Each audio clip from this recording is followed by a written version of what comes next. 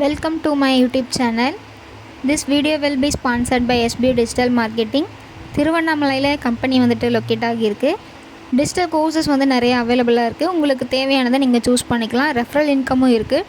24/7 சப்போர்ட்டும் இருக்குது. நீங்கள் டீட்டெயில்ஸ் வேணும்னா இந்த நம்பருக்கு கான்டாக்ட் பண்ணுங்கள். The struggle to find courses that truly speak your language, it's finally over. Welcome to EduQuest, where learning is made just for you. At EduQuest, we bring you a wide range of online courses, from career building programs to skill boosting masterclasses, all in your regional language. Because we believe language should never be a barrier to success. Our courses are tailor made after understanding what today's learners really need. So why wait? Start learning the smarter, simpler way only with EduQuest. Visit eduquest.courses and explore your next course today. And hey, don't miss out on our exciting offers and promotions.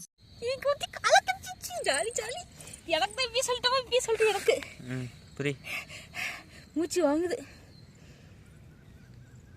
இது நான் திரும்ப நீயே போறி நான் video எடுக்க.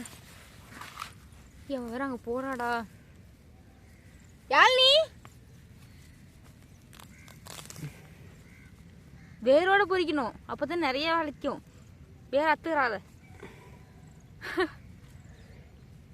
ஏய் இங்கே திரும்ப அதே இடத்துல திரும்ப வலிக்கும். இங்கே பாருங்க, இப்படி பின்னாடி திரும்பி பார்க்கணும். ஒயிட்டாக இருந்தால் தான் நல்ல காலம். தூரம் தொலைகணும்.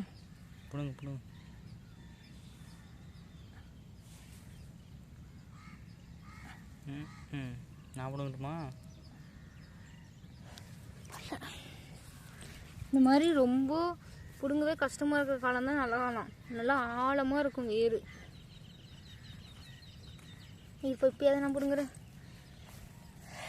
எவ்வளோ ஆழம் தோண்டி இருக்கும். பொறுமையாக பிடுங்க, இல்லைன்னா அந்த மண்ணெல்லாம் ஒட்டிக்கிச்சுன்னா க்ளீன் பண்ண முடியாது. ஐயோ ஜோலி, ஒரு காலம் நேரம் கிடச்சிச்சு. எவ்வளோ நேரமாக தொலைகிறோம்.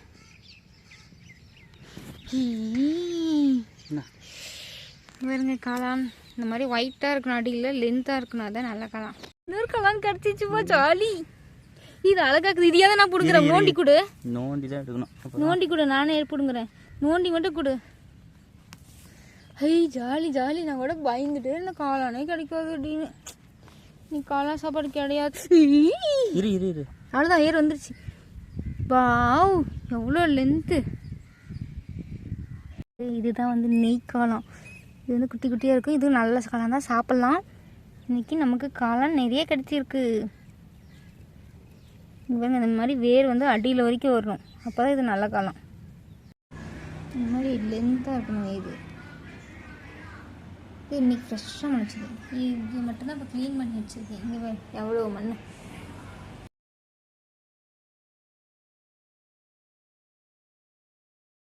இங்கே பாருங்கள் எவ்வளோ குளம் வேணுன்னே கிடைக்குது. சார்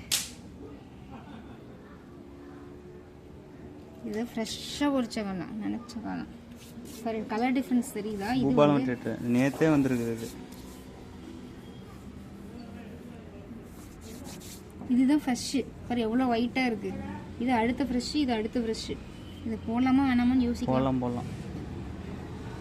இது மட்டும் கிடச்சிருந்துச்சின்னா ஃபுல்லாக இதை தூக்கிட்டு வந்து இன்னும் கொஞ்சம் இருந்திருப்பா. இதெல்லாம் கிடைக்கும். ஆடுறேன்.